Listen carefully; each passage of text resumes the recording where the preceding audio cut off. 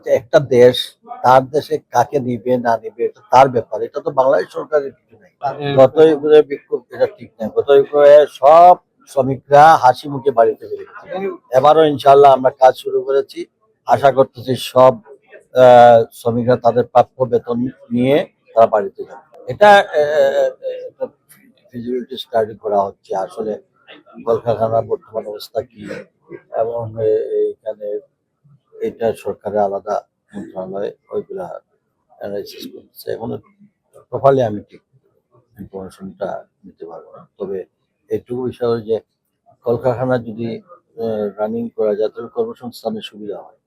দেখতে হবে তখন, যদি কলকারখানার নামে রাখিয়া যদি সবকিছু কলকারখানার নাম দিয়ে যদি টাকা যেভাবে প্রচার হয়েছে এইভাবে যদি সার শূন্য করে যায়, সেটা সরকারের তো সরকার বিবেচনায় আছে। আমরা সচল যদি ভালো কলকারখানা থাকে সেটাকে সচল করার আমরা অবশ্যই চেষ্টা করব। আচ্ছা, একটা দেশ তার দেশে কাকে নিবে না নিবে এটা তার ব্যাপার। এটা তো বাংলাদেশ সরকারের কিছু নাই। ওই দেশে যদি সরকার কাউকে না নেয় আমরা জোর করে তারা পাঠাতে পারবো? এটা এটা আমার মনে হচ্ছে যে কোনো একটি মহল ভালো কোনো অবস্থা দেখতে চায় না।